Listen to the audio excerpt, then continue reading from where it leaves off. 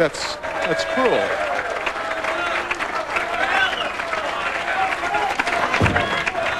Slow and hook it. That's the Doug Kent way. Doug Kent with a strike in the 5th frame. The deficit stays at 24 pins. Hoskins now gets up in the bottom half of the 5th.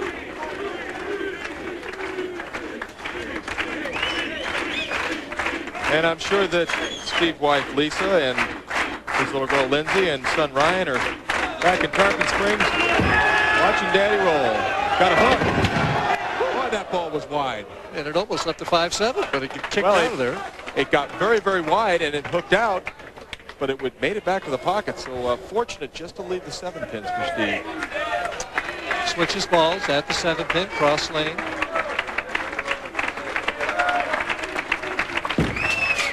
He's bowled so well this fall. I asked him, is that tiring or invigorating? I'd say it's a little of both. I'm kind of exhausted right now, but I'll tell you what, I'd just as soon have it keep going. I'd like to bowl a few more tournaments. Well as he's bowling, I can understand why he'd like to bowl some more tournaments. Don't blame him a bit. He's got that 23-pin lead right now on Doug Kent. Steve is definitely lined in, although 2 frames ago a 10-pin, the last frame a 7-pin. To keep that 23-pin lead, he needs to strike here. 1989 Rookie of the Year lets it go high. And now he's left himself a very, very difficult 3-6, 9-10. We take a look at Steve Hoskins. Did not get the ball projected far enough to the right. It was inside of his target. Generally, when you're inside your target, the ball's going to go through the nose. And bad things happen there. Tough spare, Marsh. You going to hook it into this? I'm very sure he will hook the ball at the 3-6, 9-10. And I'll tell you what, only a ball with the kind of power that Steve Hoskins imparts on it could ever have made that sleeper 9-pin. Well, deficit now under 20. And Kent can cut 10 off of that with a double here. Well, he has the opportunity to actually take the lead if he were to strike in the 6th and 7th frame. As he strikes, it's now time for Dexter's footwork of the pros.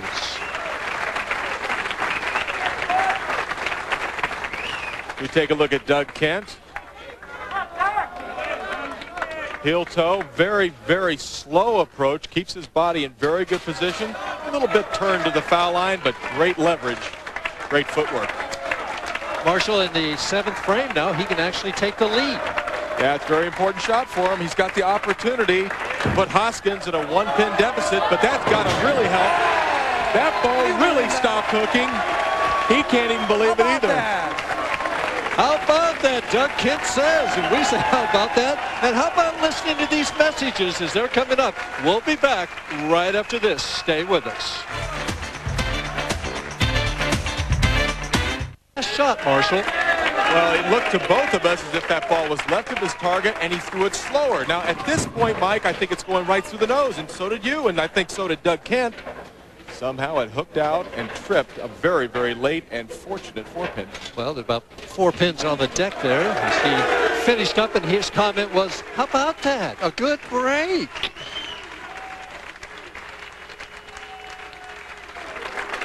Hoskins, 7th frame. Perfect. It's the ESPN coverage of the AT. Now Steve Hoskins with the opportunity to take that lead right back from -1 up to +9 with a strike in the 8th frame.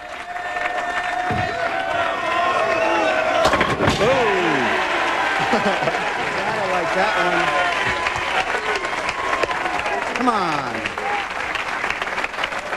The rest of the merit point list, Ryan Schaefer up there, and Eugene McCune. We talk about him a lot. Wayne Webb bowling great this year. Mark Williams in 18th place. Brian Goebel, and a special hello to Randy Peterson, who is at home not feeling well right now. There's Steve Hoskins in 22nd place. And Dave Arnold will be coming up in our next match to reclaim the lead. He finished out of the show by 1 pin last week. I asked him how he recovered. Well, that was actually put behind me probably 25 minutes to half an hour after I got done. I really went through that probably probably 4 weeks out of the fall. I was really knocking on the door for the show, and it just fallen out.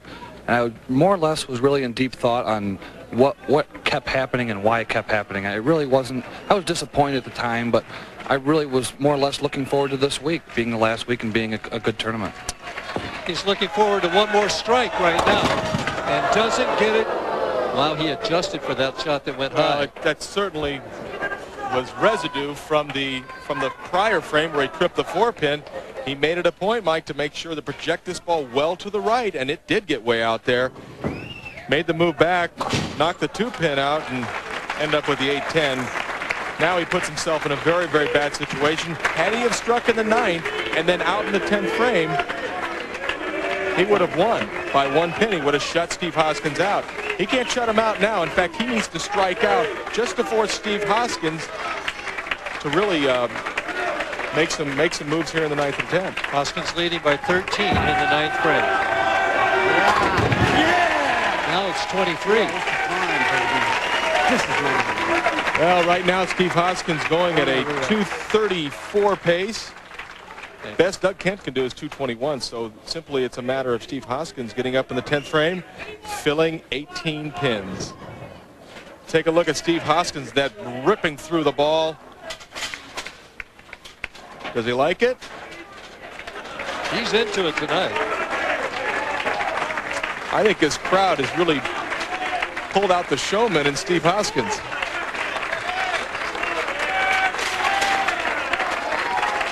Needs to fill 18. Well, that's going to be enough right there. Good shot. Well, it's enough, what, for a tie, I guess, if he would miss it. That's right, Mike. If he were to miss this, Doug Kent could go on. Some noise there. He says he wants noise. He needs to make this fair to wrap up this first match. He likes that, I'll tell you what. I can get used to this. I can get used to this. I'll tell you what, this crowd's not going to have any energy left by the time the 4th game is over. They'll be as tired as the players. Hoskins going to be their winner in match number 1, no matter what happens now. A strike he'll finish with 232. Just wants to keep his stroke and the crowd going for match number 2. Good shot, Tom. All right. 231 Hoskins finishes with. Come on. Doug Kent, a nice paycheck, $8,000 that he'll take home, but he's the loser in match number 1. When we come back, watch his final shots. When we come back, Marshall Holman is going to have an average builder on how you can use different equipment to adjust to conditions. So stay tuned for that. We'll be right back.